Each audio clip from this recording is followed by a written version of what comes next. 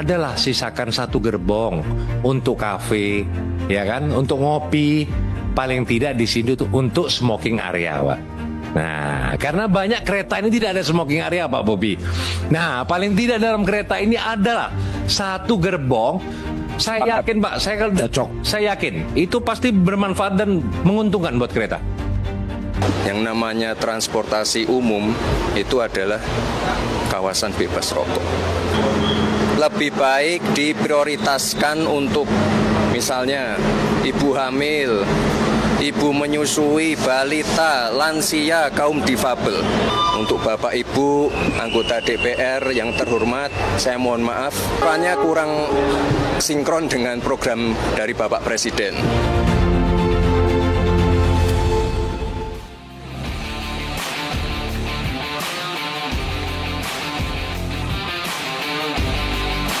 Dua Sisi malam ini hadir dengan tema Perlukah gerbong kereta khusus perokok? Dengan narasumber aktivis pecinta tembakau Gabriel Maha,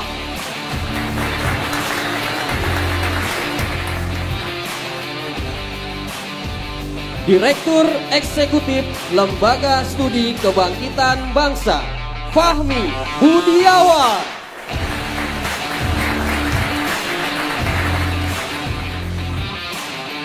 Sekjen Komnas Pengendalian Tembakau Tulus Abadi,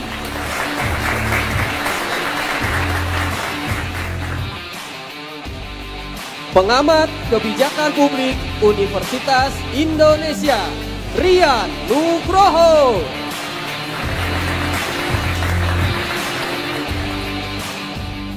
dan inilah pembawa acara kita malam ini, Arif Fadil dan Aditya Nugroho.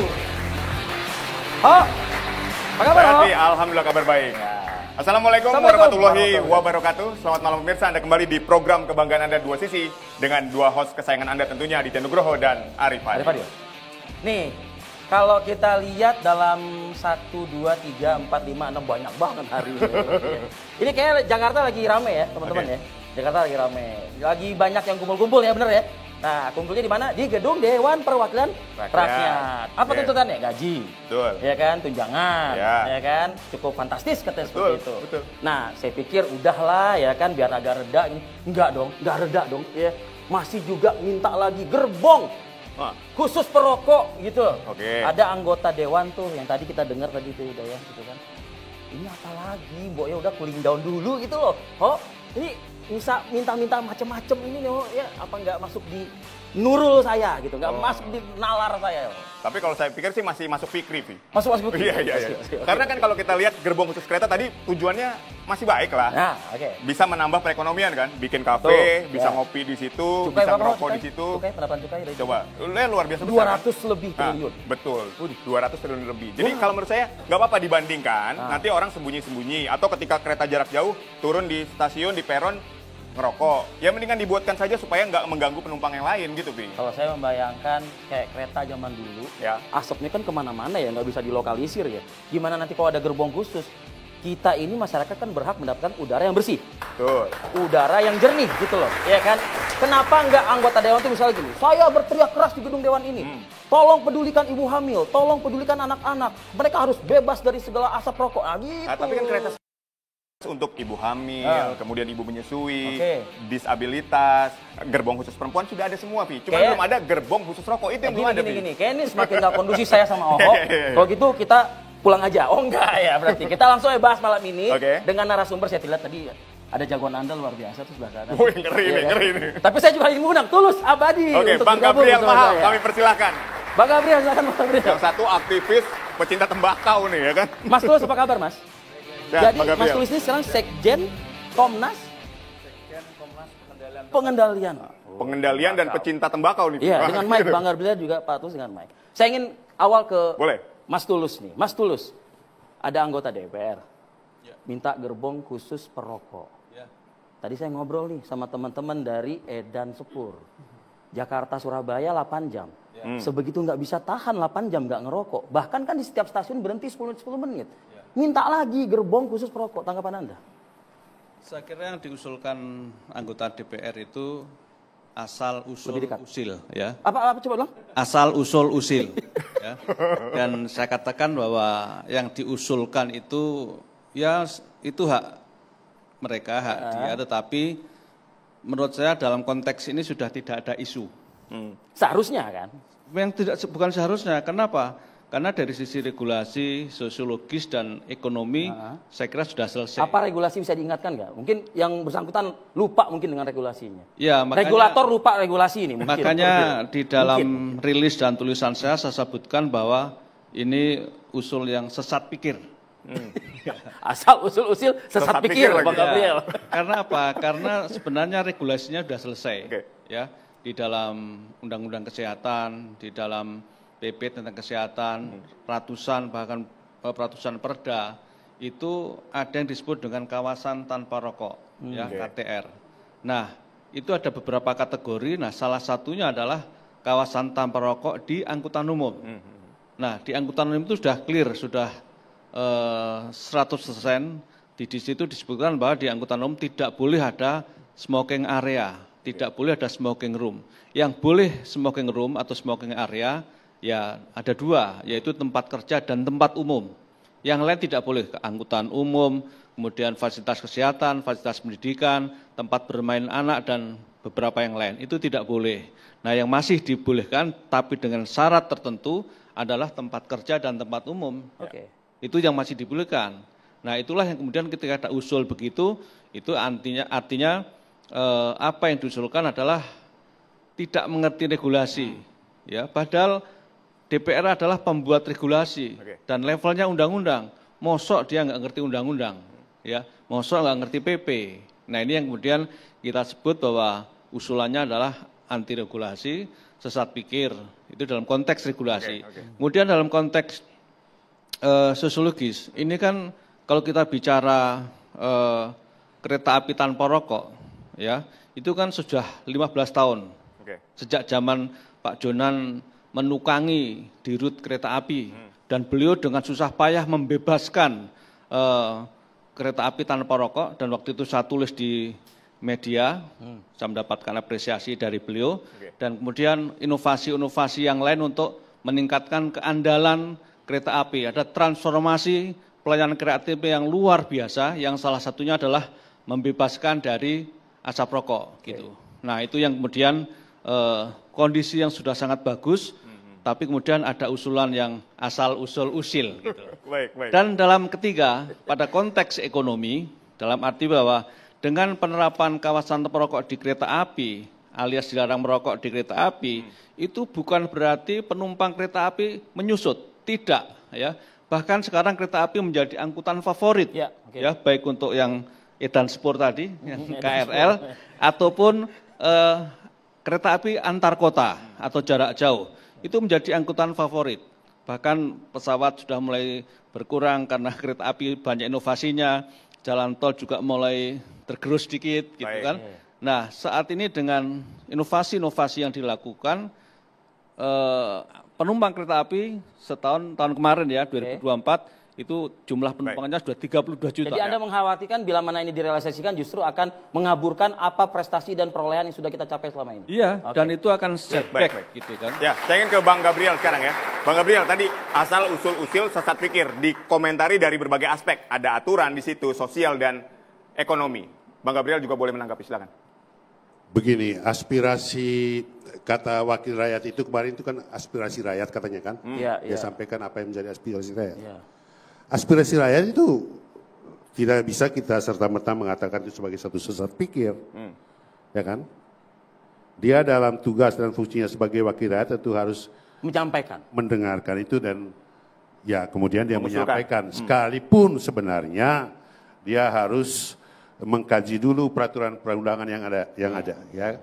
Karena itu jelas sekali memang di Undang-Undang Kesehatan tahun 2023 dan PP dan segala peraturan anunya itu sudah diatur, ditetapkan. Kendaraan umum, kereta api termasuk kendaraan umum adalah zona bebas asap rokok. Tapi kan bukan tidak mungkin dari asal usul tadi itu kemudian ada upaya untuk merubah itu undang-undang. Ya, merubah peraturan tadi. Merubah ya peraturan perundang-undangan yang ada itu kan. Saya begini, saya tadi datang dari Labuan Bajo dan di tempat smoking area ada satu kecil di sudut di tempat tunggu pesawat itu. Saya baca berita gitu ya. Berita bahwa penerimaan cukai rokok Januari sampai Juli 2025 itu sebesar 121,9 triliun. Dari target penerimaan APBN 244,2 triliun. Dari mana duit 21,9 triliun ini? Dari konsumen rokok yang mestinya dilindungi kalau dulu dari lembaga beliau sudah di Komnas. Oh, sekarang di Komnas. Kalau dulu kan ya konsumen rokok dilindungi juga. YLKI. Kita masih di Pak. Jadi artinya kita mengandaikan dari Januari sampai dengan Agustus ini atau Juli lah, perjuangan Pak Tulus ini supaya Indonesia bebas dari tembakau rokok berhasil, maka tidak ada yang merokok. Maka kemudian dari Januari sampai dengan bulan Juli tidak ada dana 121,9 triliun itu. Anda ingin mengatakan sudah siap kita? Belum siap, jelas. Kan? Nah, ini berarti bahwa begitu besar kontribusi para perokok, konsumen rokok terhadap pendapatan negara ini. Mestinya juga negara ini menyediakan fasilitas yang layak bagi para perokok. Mengingat angkanya tersebut itu ya, 3 digit triliun itu. Exactly. Jadi, ini kan memang agak aneh gitu ya. Sebenarnya agak konyol juga para perokok ini. Mereka mengorbankan, ini kan kematian, penyakit, tapi mereka take the risk, mengambil resiko itu. Untuk memberikan sesuatu kepada negara. Nah, itu, Mas Tulus setuju dengan memberikan take the risk, memberikan sesuatu negara gitu loh. Ya, oleh karena itu harus ada upaya pengendalian. Ya, kita tidak melarang. Nah, salah satu upaya pengendalian itu adalah dengan kawasan tanpa rokok itu. Ya, karena esensi dari kawasan tanpa rokok itu bukan melarang, tapi bagaimana agar kita merokok, monggo silakan hak mereka, tetapi melindungi masyarakat yang lain agar tidak menjadi korban dari asap rokok itu. Tapi kan gerbong khusus itu juga melindungi sebetulnya kan? Iya, mestinya salah satu tugas dari bagian pengendalian ini juga adalah menyediakan fasilitas yang layak untuk para. Mesti itu di gerbong khusus. Bagian dari tugas Bapak inilah untuk menyediakan fasilitas. Ya, kita kembali ke regulasi. Baik. Ya, regulasinya sudah tutup Bang Gabriel udah. Clear. Ya. Tadi regulasi bisa diubah toh? Ya silakan. Kalau regulasi itu harus dirubah dulu. Ya silakan, tapi saya akan berdiri untuk melawan agar regulasi tidak ada perubahan karena sudah menjadi on track regulation. Ya, justru ini satu kemunduran kalau kemudian ada upaya untuk mengubah regulasi.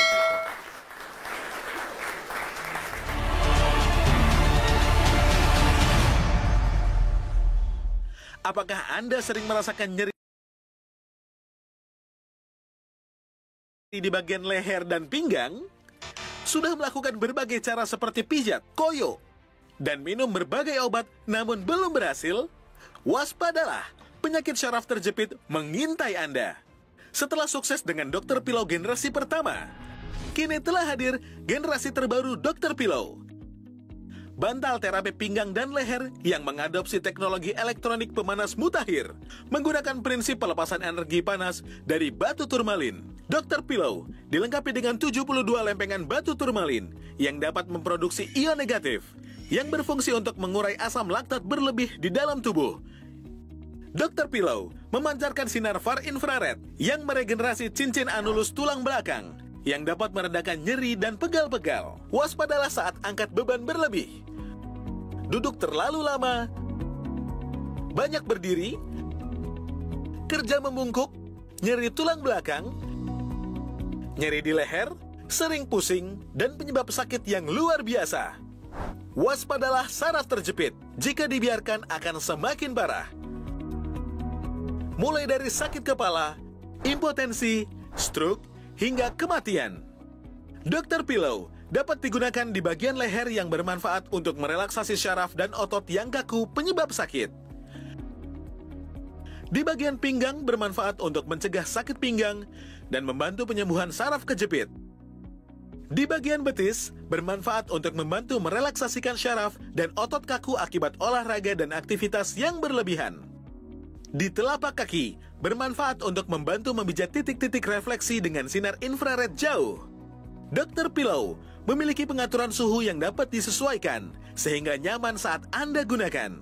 Dr. Pillow generasi terbaru memiliki tambahan ketinggian dan kenyamanan pengguna.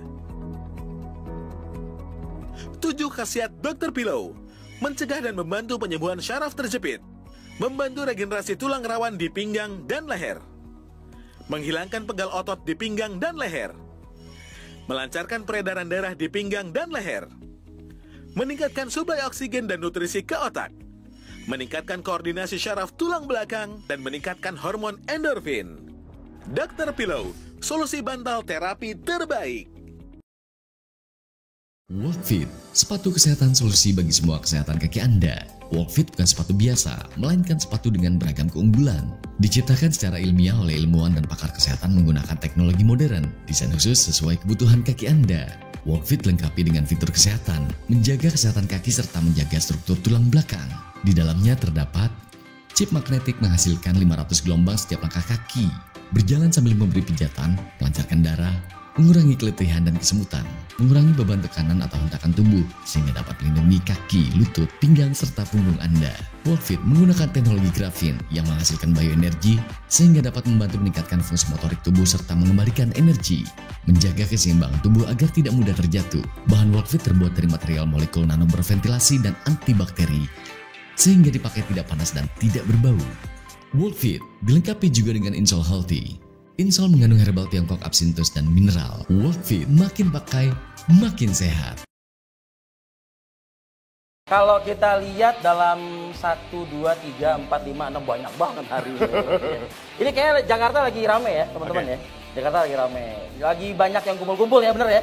Nah, kumpulnya di mana? Di Gedung Dewan Perwakilan Rakyat. Apa tuntutannya? Gaji. Betul. Ya kan, tunjangan.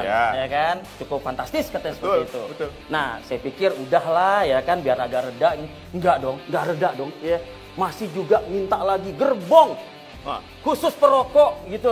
Ada anggota dewan tuh yang tadi kita dengar tadi tuh udah ya gitu kan. Ini apa lagi, Bo? Ya udah cooling down dulu gitu loh. Ini bisa minta-minta macam-macam ini loh ya, apa nggak masuk di nurul saya gitu, nggak masuk di nalar saya. Tapi kalau saya pikir sih masih masuk fikri, Vi. Masuk fikri. Iya.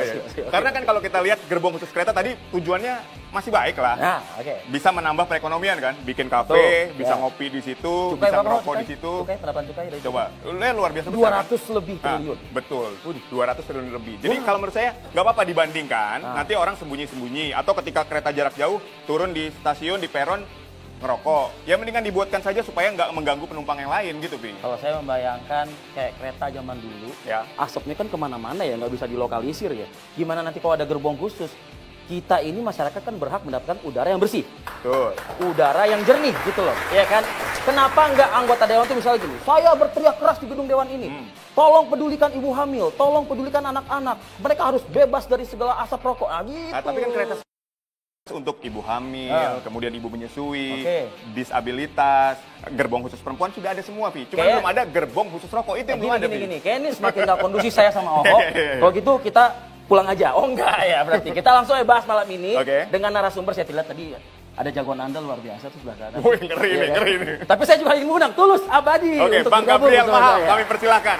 Bang Gabriel, silakan Bang Gabriel. Yang satu aktivis pecinta tembakau nih ya kan. Mas Tulus apa kabar, Mas? Ya, jadi Mas Tulus ini sekarang Sekjen Komnas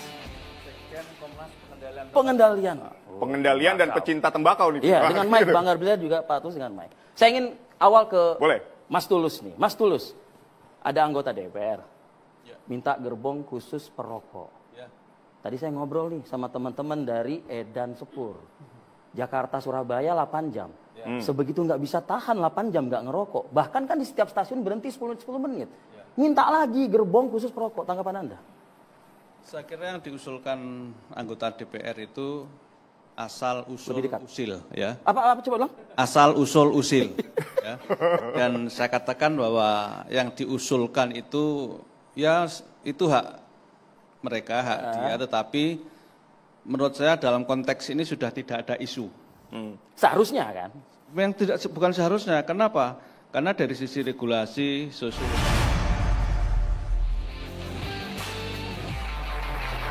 Oke, kita masih di dua sisi nih. Ini baru ronde kedua nih, Ho. Ya. Situasi sudah mulai agak gerah-gerah dikit nih, Ho. Ya. Saya ingin juga melibatkan suara dari komunitas nih. Baik. Ada Edan Spur dengan Mas Jowar ya. Mas Jowar, terkait dengan tema kita malam ini, apa yang ingin disuarakan? Poin-poinnya aja mungkin ya. Sebelumnya saya perkenalkan dari Komunitas Edan Spur Indonesia, wilayah Jakarta. Kami ada slogan Cinta Peduli Tertib. Nah, Cinta Peduli Tertib. Kita bahas tentang tertibnya, menyangkut ini. Karena kami bergerak di bidang pengguna dan penggemar kereta. Ya. Sehari-hari bisa menggunakan kereta api, baik itu jarak jauh maupun komuter. Karena kita sering menggunakan kereta api jarak jauh, rata-rata perjalanan itu ada 8 jam Jakarta-Surabaya. Average ya rata-rata. Kita melihat jumlah penumpang itu rata-rata penumpang ada juga kebanyakan wanita dan ibu bawa balita dan wanita. Kemudian kalau dari kacamata pribadi saya itu kenapa saya kontra dengan statementnya, kontra dengan adanya larangan gerbong khusus rokok. Kita melihat dari dua sisi. Ya, malam ini kita di dua sisi. Ya, pertama dari sisi baik. Dari sisi kesehatan dulu. Oke. Memang betul cukai itu cukup tinggi di Indonesia, pendapatan negara dari cukai rokok. Namun kita juga harus lihat dari sisi kesehatan warga, masyarakat. Ingat rata-rata itu ada bayi yang terkena penyakit ISPA. Itu bisa sangat cukup tinggi di puskesmas. Oke. Kemudian dari sisi akomodasi dari kereta api tersebut biasanya ada kereta pembangkit. Oke. Di situ ada bahan bakar yang mudah terbakar. Keamanan berarti ya? Keamanan. Oke. Dari dua sisi tersebut kita menolak. Kenapa? Bisa memicu terbakarnya sebuah kereta. Kita nggak tahu putung rokok itu jatuh di mana. Ya. Kalau kita ada AC atau blower kan ketiup angin dan tiba-tiba jatuh ke tempat yang mudah terbakar. Oke, baik. Baik, Mas Jowar, terima kasih dari Edan Spur. Bang Gabriel, saya minta tanggapannya dulu dong dari suara ini gitu. Masukan dari masyarakat. Pertama gini ya, kembali tadi peraturan undang-undang kesehatan memang sudah menetapkan itu ya. Tegas bahkan. Tegas. Kereta api itu termasuk kendaraan umum. Ya. Nah, kalau tadi Bapak Wakil Rakyat di DPR itu serius untuk mengusulkan hal tersebut, mestinya dia mulai dengan mengusulkan perubahan pada undang-undang kesehatan.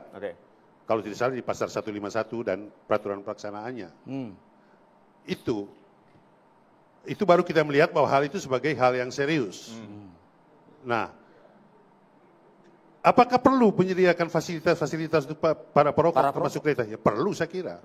Justru dengan itu kita tadi, dengan ada tempat-tempat khusus tersebut, tidak mengganggu penumpang lain. Tidak mengganggu penumpang lain, lebih Tapi keamanan itu loh Bang. Hah? Keamanan itu ya. Ya itu kan bagian dari, itu kan ya juga harus dipastikan keamanannya itu. Dulu di Jepang misalnya itu memang, saya pernah naik kereta itu, saya pernah merokok di stasiun, di gerbong itu, cukup memang aman. Karena di situ ada disiapkan asbak. Memang sistemnya udah dibangun betul. Tapi sekarang kan itu juga. Itu di Jepang kan Bang? Itu di Jepang. Oke, budaya masyarakat Jepang dan budaya masyarakat kita bagaimana? Ya beda lah, memang beda.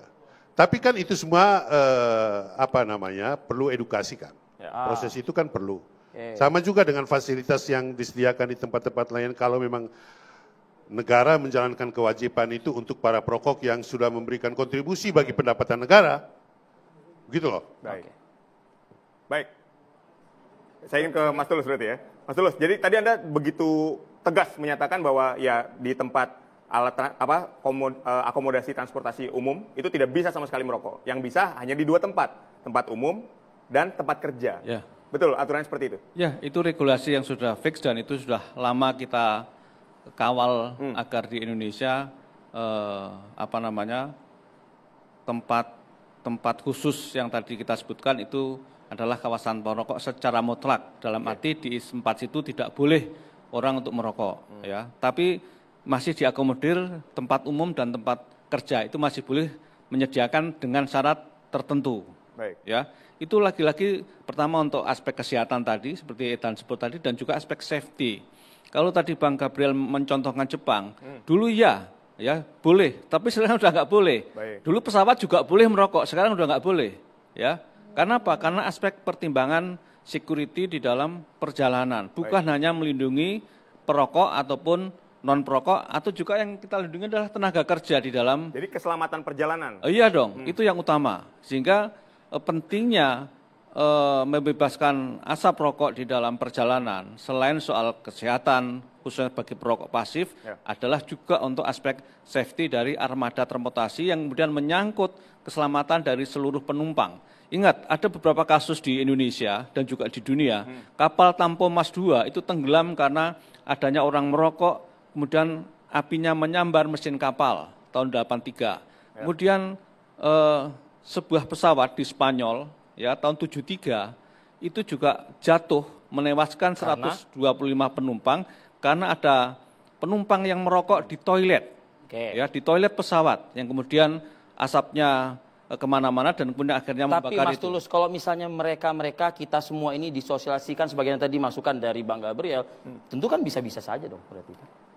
Ya, sosialisasi bahaya, sosialisasi preventif, tindakan-tindakan. Ya, kita memang gampang mengucapkan soal sosialisasi. Ya, tetapi bukan hanya soal sosialisasi, ini menyangkut security dasar. Ya, disosialisasi kayak apapun, kalau kemudian dari sisi fundamental ini masalah nggak bisa.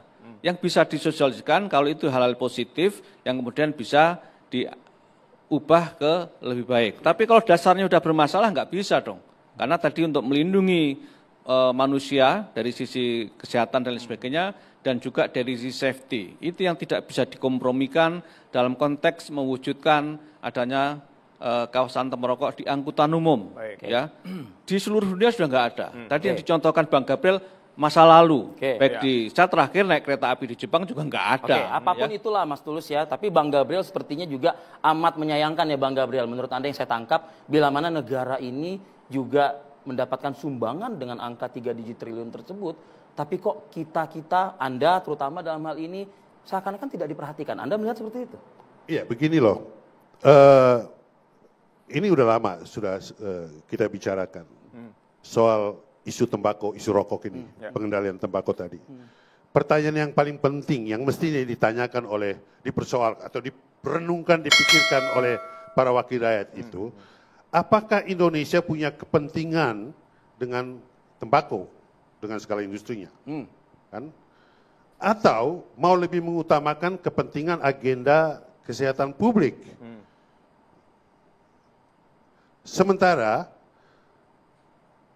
pengendalian tembakau itu, kan, pengendalian tembakau yang dilakukan oleh Pak Tulus, menjadi pertanyaan, kenapa tembakau, kenapa bukan rokok? Ya kan? Nah ini tembakau ini disebut, tahun-tahun tembakau disebut sebagai green golden, emas, karena nikotin, udah ada penjelasan banyak ilmiah tentang manfaat nikotin itu. Nah kenapa itu yang menjadi masalah? Gitu loh, dalam isu soal tembakau. Nah, kalau kita belajar sejarahnya, maka kemudian kita menemukan bahwa sejak Direktur WHO Brundtland menjadi Direktur WHO, dia menjalankan agenda anti tembakau itu.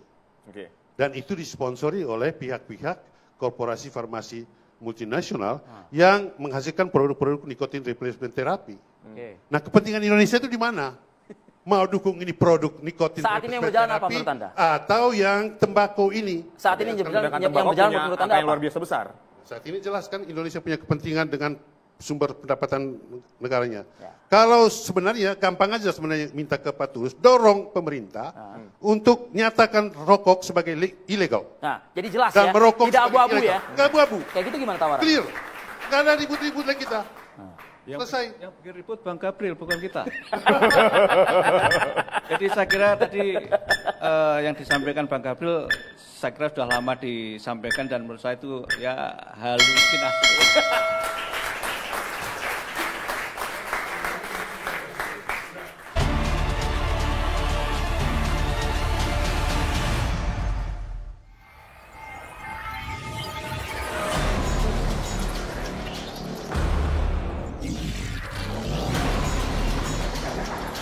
Mudah lelah saat berjalan, pinggang sering pegal dan sakit saat berjalan lama. Ini dikarenakan saat berjalan akan memberi hentakan pada pinggang dan lutut secara terus-menerus. Hal ini jika tidak diimbangi dengan sepatu yang baik, maka akan menyebabkan peradangan di pinggang atau di tulang sendi lutut. Walkfit, sepatu kesehatan solusi bagi semua kesehatan kaki Anda. Walkfit bukan sepatu biasa, melainkan sepatu dengan beragam keunggulan. Diciptakan secara ilmiah oleh ilmuwan dan pakar kesehatan menggunakan teknologi modern, desain khusus sesuai kebutuhan kaki Anda. Walkfit dilengkapi dengan fitur kesehatan, menjaga kesehatan kaki serta menjaga struktur tulang belakang.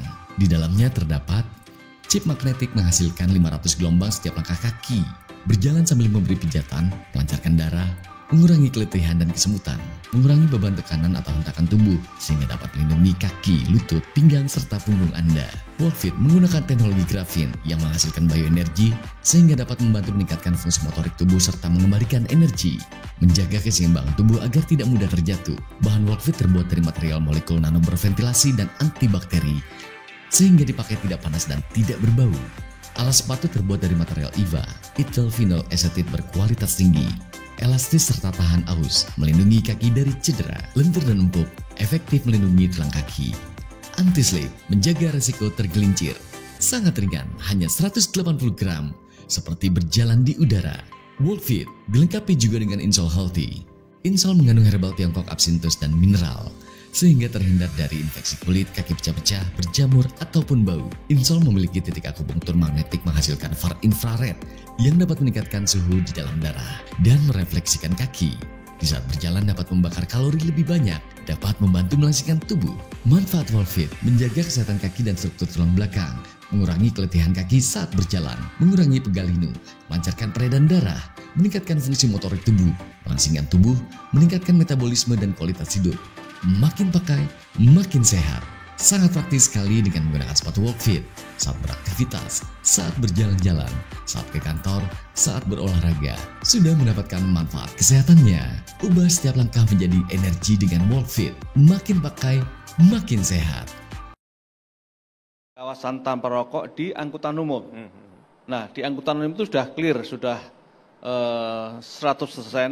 Di situ disebutkan bahwa di angkutan umum tidak boleh ada smoking area, tidak boleh ada smoking room. Yang boleh smoking room atau smoking area ya ada dua, yaitu tempat kerja dan tempat umum. Yang lain tidak boleh, angkutan umum, kemudian fasilitas kesehatan, fasilitas pendidikan, tempat bermain anak dan beberapa yang lain. Itu tidak boleh. Nah, yang masih dibolehkan tapi dengan syarat tertentu adalah tempat kerja dan tempat umum. Itu yang masih dibolehkan.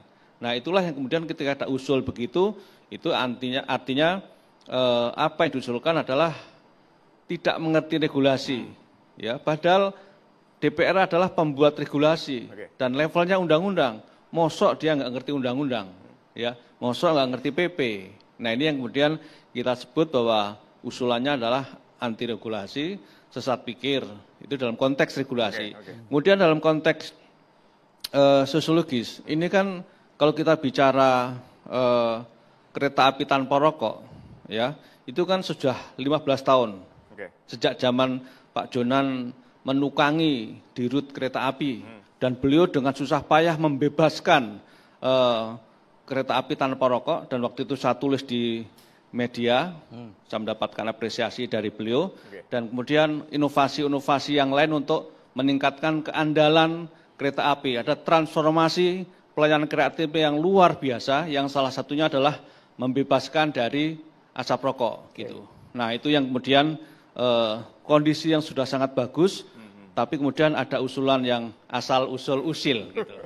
Dan dalam ketiga, pada konteks ekonomi, dalam arti bahwa dengan penerapan kawasan tanpa rokok di kereta api, alias dilarang merokok di kereta api, itu bukan berarti penumpang kereta api menyusut, tidak, ya. Bahkan sekarang kereta api menjadi angkutan favorit, ya, baik untuk yang edan sport tadi, yang KRL, ataupun kereta api antar kota atau jarak jauh. Itu menjadi angkutan favorit. Bahkan pesawat sudah mulai berkurang karena kereta api banyak inovasinya, jalan tol juga mulai tergerus sedikit, gitu kan. Nah, saat ini dengan inovasi-inovasi yang dilakukan, penumpang kereta api tahun kemarin ya, 2024, itu jumlah penumpangnya sudah 32 juta. Jadi Anda mengkhawatirkan bila mana ini direalisasikan justru akan mengaburkan apa prestasi dan perolehan yang sudah kita capai selama ini? Iya, dan itu akan setback gitu kan. Ya, saya ingin ke Bang Gabriel sekarang ya. Bang Gabriel, tadi asal usul-usul sesat pikir dikomentari dari berbagai aspek. Ada aturan di situ, sosial dan ekonomi. Bang Gabriel juga boleh menanggapi, silakan. Begini, aspirasi kata wakil rakyat itu kemarin itu kan aspirasi rakyat katanya kan. Dia sampaikan apa yang menjadi aspirasi rakyat. Aspirasi rakyat itu tidak bisa kita serta-merta mengatakan itu sebagai satu sesat pikir. Ya kan? Dia dalam tugas dan fungsinya sebagai wakil rakyat itu harus menyampaikan, mendengarkan itu dan ya kemudian dia menyampaikan. Sekalipun sebenarnya dia harus mengkaji dulu peraturan perundangan yang ada ya. Karena itu jelas sekali memang di Undang-Undang Kesehatan tahun 2023 dan PP dan segala peraturan anunya itu sudah diatur, ditetapkan kendaraan umum, kereta api termasuk kendaraan umum adalah zona bebas asap rokok. Tapi kan bukan tidak mungkin dari Anda kembali menyaksikan dua sisi, kita sudah masuk ke segmen ketiga, waktunya pergantian pemain, Vi. Ya, betul. Oke, Bang Gabriel boleh bertukar dengan Bang Fahmi. Mas Tulus, terima kasih. Kita nanti punya pandangan berbeda. Saya ingin mengundang Prof. Rian Nugroho. Boleh bersalaman dulu Bang Gabriel. Mantap. Apa kabar, Prof? Oke. Bang Fahmi. Nah ini usulannya dari kawannya Bang Fahmi sendiri nih langsung nih. Oh oke. Iya kan? Nah kalau Anda sendiri gimana? Sebelum kita ke yang lain-lain, saya ingin tadi, gerbong khusus rokok. Pandangan Anda sendiri seperti apa?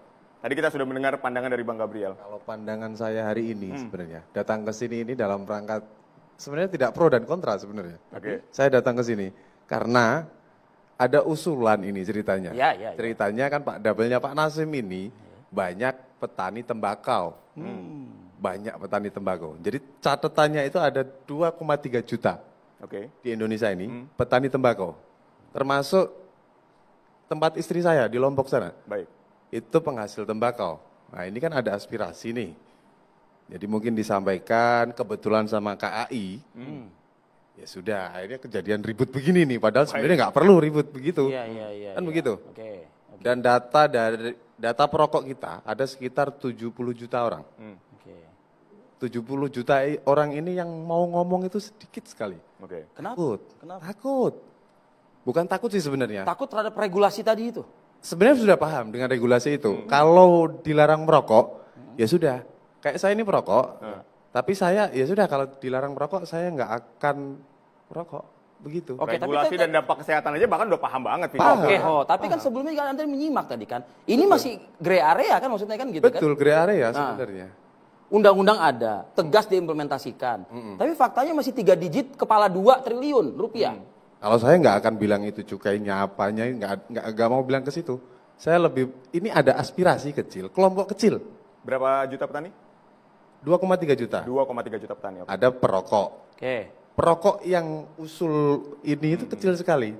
Ini si perokok petani ini itu, dia emang biasa naik gerbong kereta gitu? Saya termasuk, tapi ada beberapa juga pengguna KRL ini, yang terutama jarak jauh ya.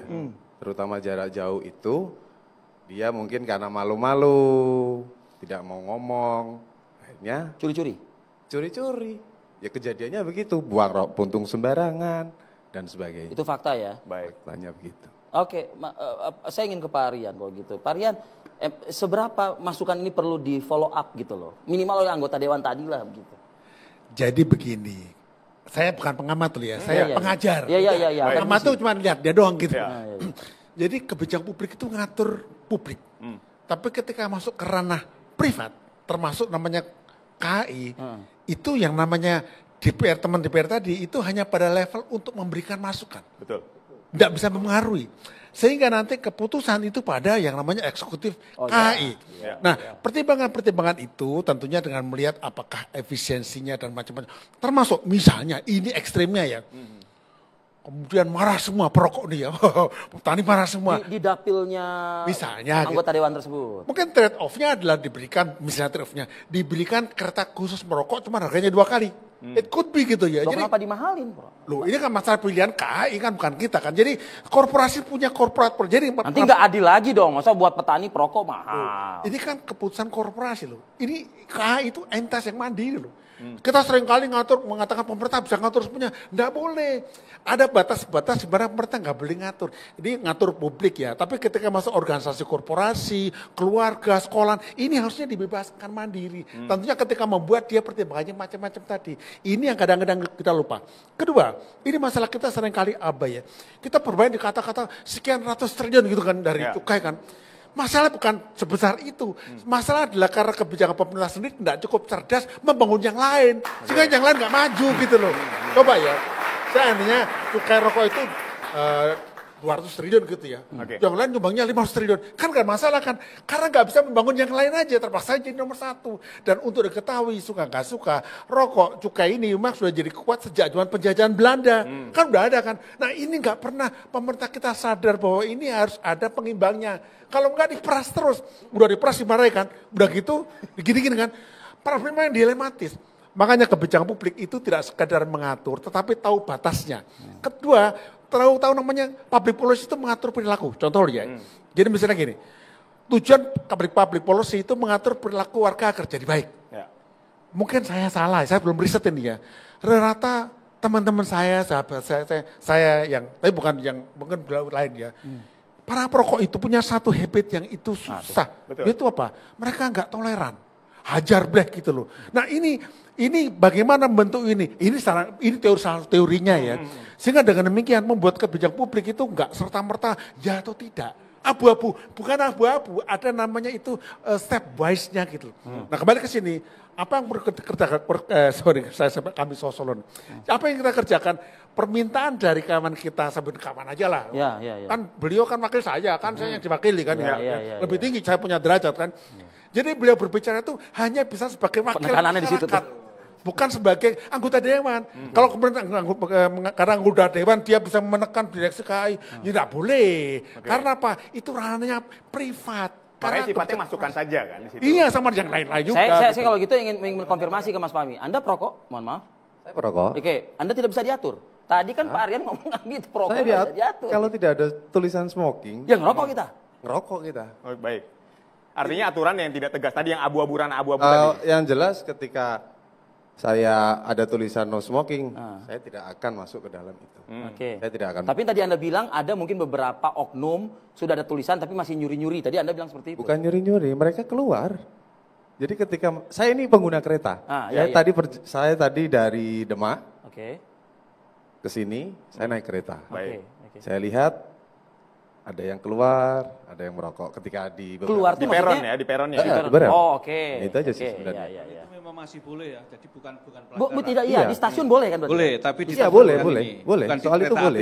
Tapi kan ketika di peron tadi ada orang yang berlalu lalang di situ, justru itu kan mengganggu asapnya. Kenapa tidak disiapkan gerbong tadi? Itu kan akhirnya jadi sebuah solusi. Ini sebelum ke situ kita juga harus lihat kemungkinan ya. Contoh, sekarang mulai ada rokok yang itu nggak keluar asapnya.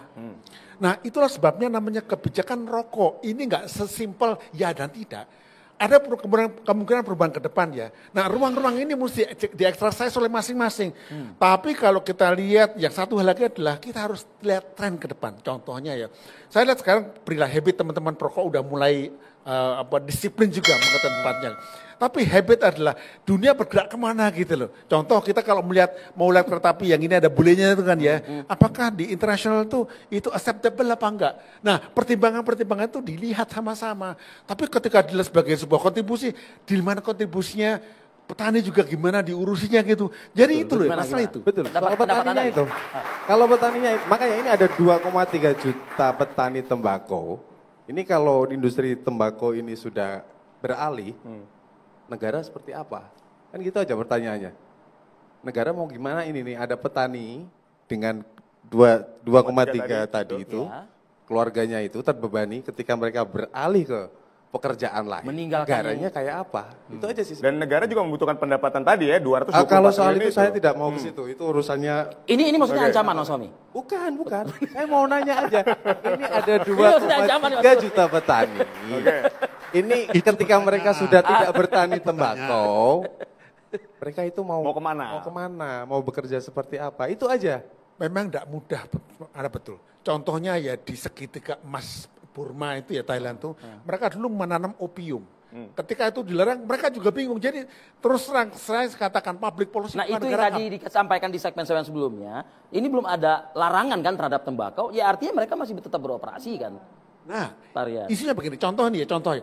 Jadi dipikirkan juga bagaimana tembakau ini istilahnya, seandainya itu di-ban, dia nggak sengsara hidupnya. Contoh, ada namanya sekarang terapi tembakau untuk si A ya, bisa juga ada. Teman kita di DPR, dia pakai itu bisa. Dengan demikian pemerintah mikir lagi.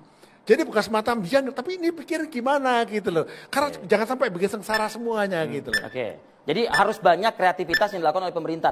Enggak, jangan kreativitas itu apa dong? Apa dong? Kecerdasan berpikir. Jadi nggak bisa sekedar nggak boleh.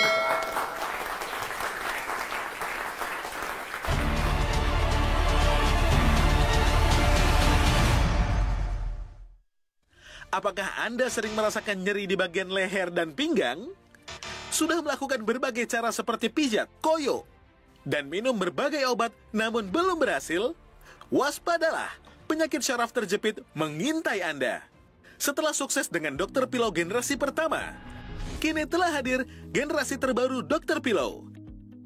Bantal terapi pinggang dan leher yang mengadopsi teknologi elektronik pemanas mutakhir, menggunakan prinsip pelepasan energi panas dari batu turmalin.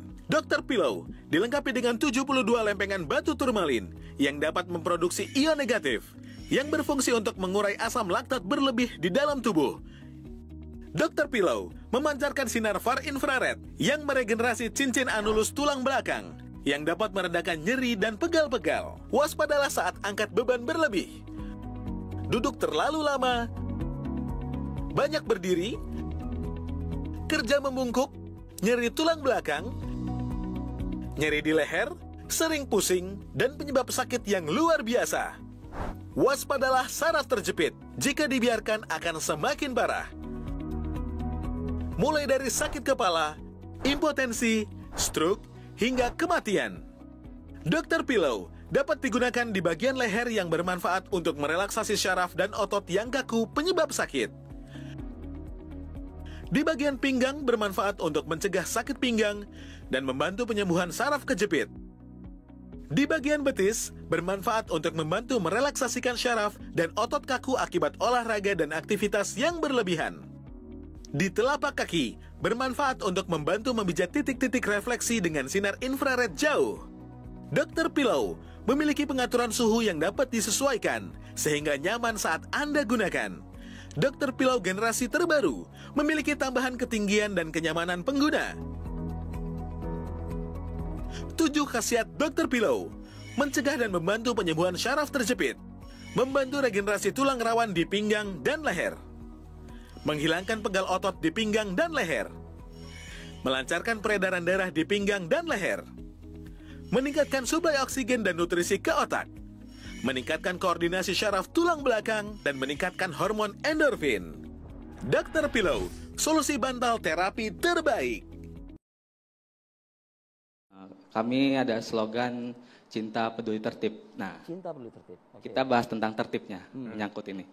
Karena kami bergerak di bidang pengguna dan penggemar kereta. Ya. Sehari-hari bisa menggunakan kereta api, baik itu jarak jauh maupun komuter. Karena kita sering menggunakan kereta api jarak jauh, rata-rata perjalanan itu ada 8 jam Jakarta-Surabaya. Oke, average ya rata-rata. Kita melihat jumlah penumpang itu rata-rata penumpang ada juga kebanyakan wanita dan ibu bawa balita dan wanita. Kemudian kalau dari kacamata pribadi saya itu kenapa saya kontra dengan statementnya, kontra dengan adanya larangan gerbong khusus rokok. Kita melihat dari 2 sisi. Ya, malam ini kita di 2 sisi. Ya, pertama dari sisi baik. Dari sisi kesehatan dulu. Oke. Memang betul cukai itu cukup tinggi di Indonesia, pendapatan negara dari cukai rokok.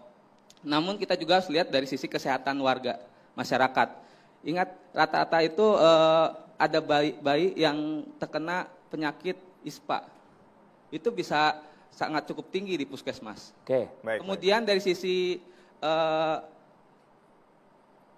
akomodasi dari kereta api tersebut biasanya ada kereta.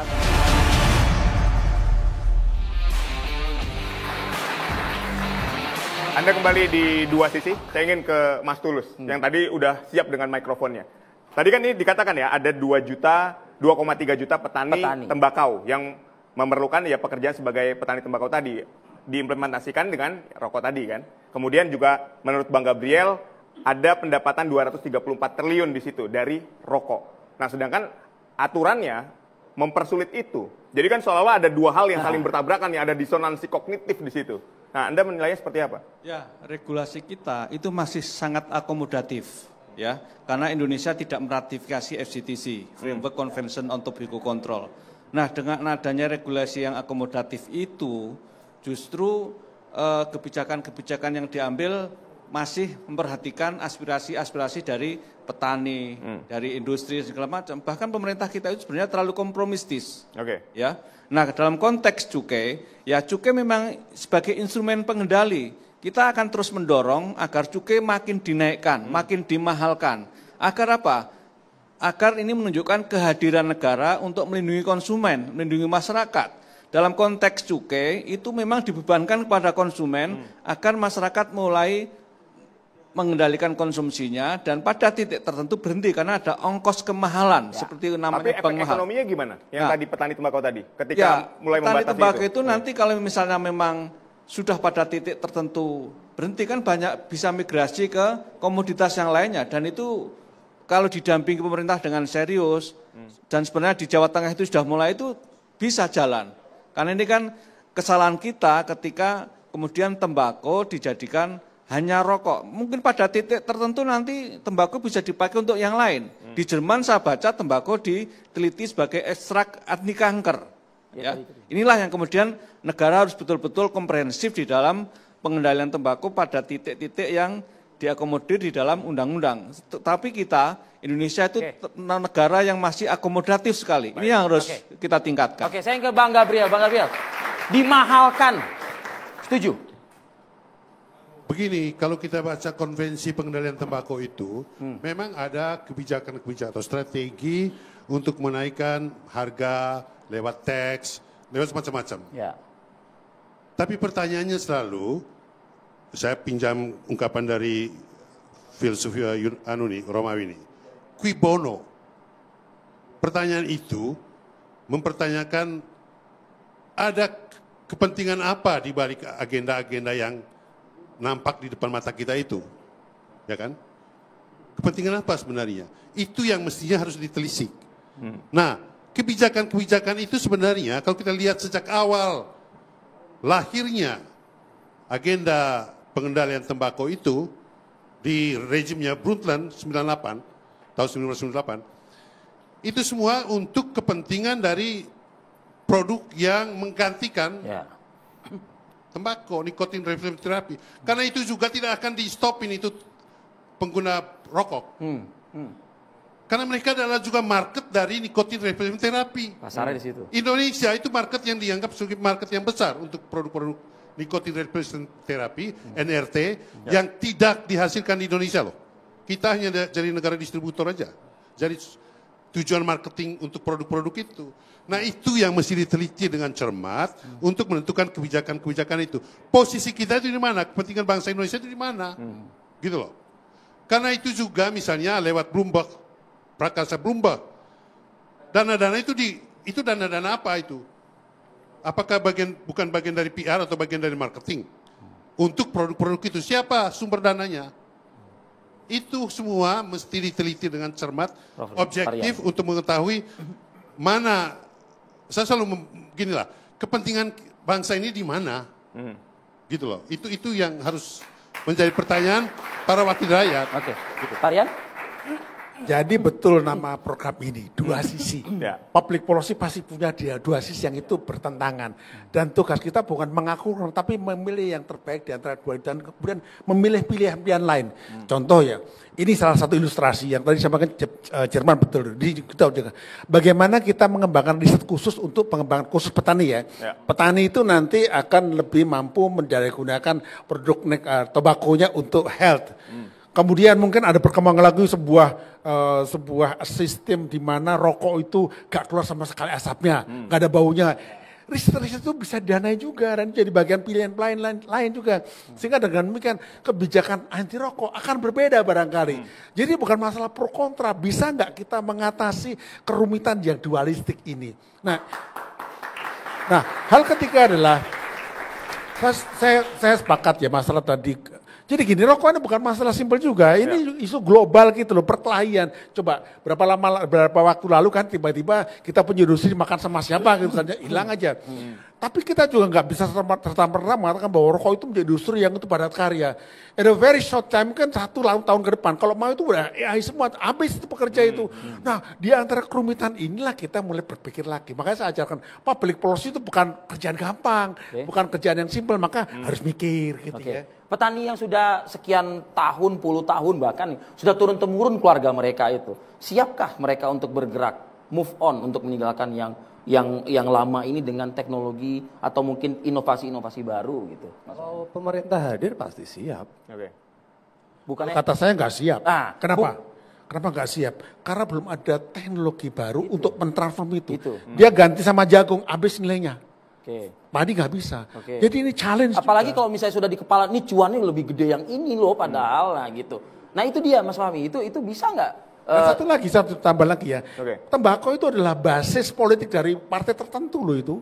Jadi akan diperjuangkan ada kepentingan politik juga gitu, kerumitannya gitu nanti itu. Baik, silakan Bang Fahmi. Nggak ada orang partai di sini malam ini. Tidak ada orang partai di sini. Yang jelas gini, kalau petani tembakau itu butuh kanalisasi kan pasti. Butuh kanalisasi. Butuh negara hadir. Butuh negara hadir. Ini mau digimanain?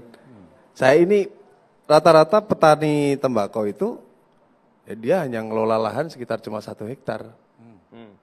Kalau dijadiin padi itu hanya 4 sampai 5 juta sekali panen. Kalau tembakau? Kalau tembakau ini bisa sekitar 30 sampai 70 juta. Jauh. Itu kalau panen. Ya, baik. Kalau nggak panen, nggak laku, ya sudah. Nah, tadi dengan cukai dinaikkan menjadi tinggi untuk pembatasan, Anda setuju dengan itu? Kalau cukai itu kan ada beberapa golongan tirnya ya. Saya baca itu ada golongan 1, 2, 3, saya kurang paham detailnya. Boleh saja, nggak ada masalah. Asal. Tapi petani tembakau ini kalau memang dilarang ya sudah tolong dikasih kesempatan pekerjaan lain gitu loh. Ini mau diarahin kemana? Mereka petani tembakau ini mau belajar sebenarnya. Nggak mungkin dong ngeracik rokok mulai dari sausnya apanya seperti itu. Cara ngeringnya aja itu ada caranya.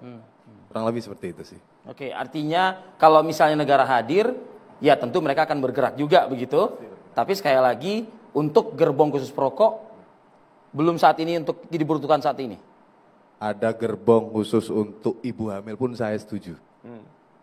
Untuk gerbong apalagi anak-anak saya setuju. Untuk difabel misalnya. Difabel saya setuju. Tapi jangan lupa ini ada aspirasi. Terakhir.